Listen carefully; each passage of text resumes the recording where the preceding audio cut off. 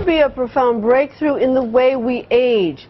It is not news that a glass of red wine a day may be good for you. That's been reported for years. But what if you could take the best parts out of the red wine, concentrate them, and take them in a pill?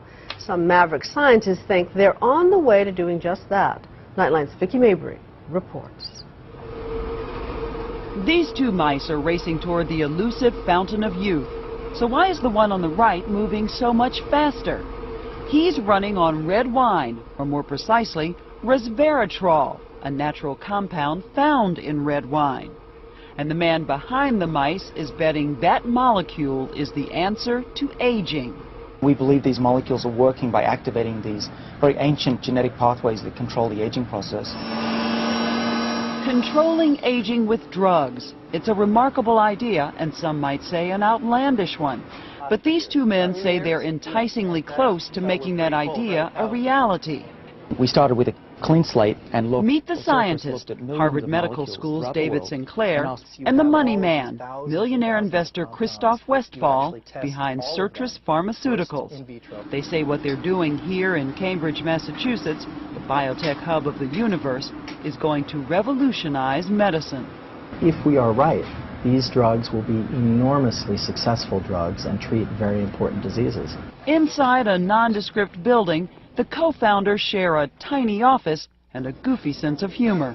Looks like your sex toy is coming in the mail. Oh, sorry, did I say that out loud? But the company's goal is quite serious.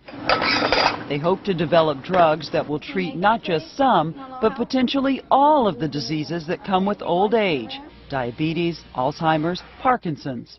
Are you raising people's expectations and hopes too high, too soon? I used to think it was probably 100 years in the future that we'd see these anti-aging drugs come around. But now I'm optimistic that we'll see these possibly within the next few years, if it all goes well. Certris was founded based on the science of David Sinclair. He was something of a whiz kid when he was recruited by Harvard Medical School and given his own lab devoted to aging research. He still spends most of his time there, where he and his team are doing what he calls cutting-edge science. There's one interesting thing that came up. Sinclair says from the moment he realized he was mortal, he was on a quest to do something about it. So after finishing his PhD in his native Australia, he sold his car to buy a plane ticket to Massachusetts. There, he began working in an MIT lab that was doing groundbreaking research on the genetics of aging. The simple fact that there are genes that control aging is really one of the most important discoveries in the last decade or more. But the details of what these genes actually do and how they do it, we're really just beginning to tap into that. And the more we study, the more exciting it becomes. Exciting, he says, because the genes are activated by Resveratrol. The mice who received it lived 30% longer than the mice who did not. That finding made big headlines and grabbed the attention of Christoph Westphal, who's now Sinclair's business partner. Westphal is a PhD too, an MD PhD, who actually finished in almost record time at Harvard. But he's made his name and his fortune as a venture capitalist who invested in edgy biotech companies. It was a little bit of a chess match at the beginning, where we were all both trying to figure each other out. Yeah. He basically said, tell me all or I'm going to walk out of here. And I realized pretty quickly that he was a guy I wanted to tell things to, because I thought that he was somebody very special. Originally from Germany, Westphal paid his way through medical school by performing as a concert cellist. Oh, and he also speaks 4 languages. So when these two paired up, it was something of a dream team, but they still needed backing. It's tens of millions of dollars to set up a company like Certris, and ultimately hundreds of millions of dollars to develop a drug. Millions of dollars that Westphal raises by selling investors on the promise of those mice. And boy, does he sell it. If we are right, this is a game changer. There's very, very few things I've ever seen in my life, and I've looked at a lot of these technologies, that if the technology is right and if the drugs actually deliver on the promise of the science, it's a game changer. It can change the world. So how exactly will red wine do that? Their approach starts with a very simple idea: dieting, serious dieting. There's a very simple way to slow down aging in animals. It's called caloric restriction. If you restrict the amount of calories a rat or a mouse gets throughout its lifespan by about 30%, they live dramatically longer, about 30 to 50% longer.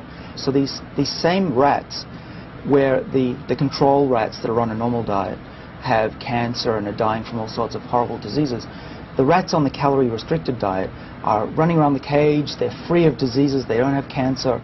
Scientists like Sinclair have spent decades trying to figure out why. And then the Q should be higher. He believes he's discovered the answer in a gene that gets switched on when you stop eating.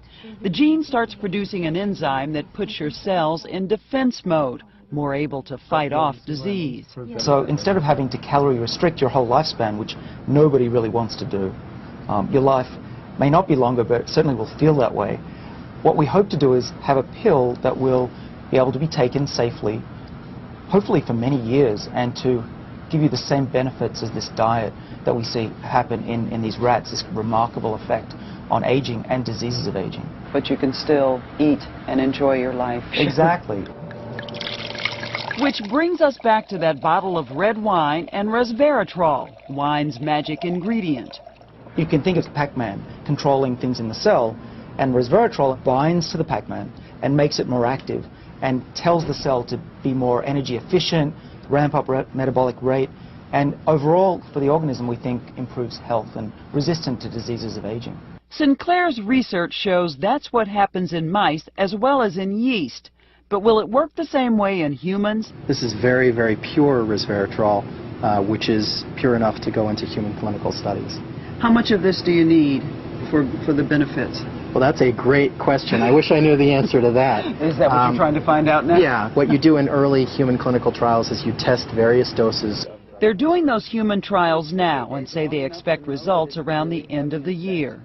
But isn't it true that about 90% of all of the trials, all of this work comes to nothing? I think that life is short. For many people, time is running out. I think the biology is very strong, and so I'm willing to bet my career that it is very likely to be right. There have been many findings that were initially thought to be extremely important and extremely exciting that didn't live up to the hype. Matt Kaberlein, who's a former colleague of Sinclair's and a specialist on aging, says Sertris is taking a risky bet. There are many other cellular targets of resveratrol that could be accounting for some of these beneficial effects, and that hasn't really been explored. In other words, what's in that glass of wine might be helpful, but perhaps not for the reasons Sertris thinks. I don't believe we need to fully understand what these genes do to be able to make a drug. The specifics, the very fine specifics about the mechanism, which might be some of the sources of academic conflict, for a company is actually not that important. All we care about, and I think all you care about, is are we right and will it work in man? While they wait to find out, should the rest of us start pouring the Pinot Noir? Probably if you wanted enough resveratrol to have the health-giving effects, you'd have to have a couple of 100 glasses of wine. Per day? Per day. Yeah, we'd be here in this restaurant a long time. A long time. Which is why Sertris is hoping to pack the power of resveratrol into a tiny pill. If this fails, how disappointed will you be? I'll be initially disappointed, but I think that within my lifetime I'll see the success. Somebody will do it, and that will be enough reward for me. So despite the doubt and the risk behind their venture, these two are willing to drink to the idea that they've uncorked the secret to longer, healthier lives. For Nightline, I'm Vicki Mabry in Cambridge, Massachusetts.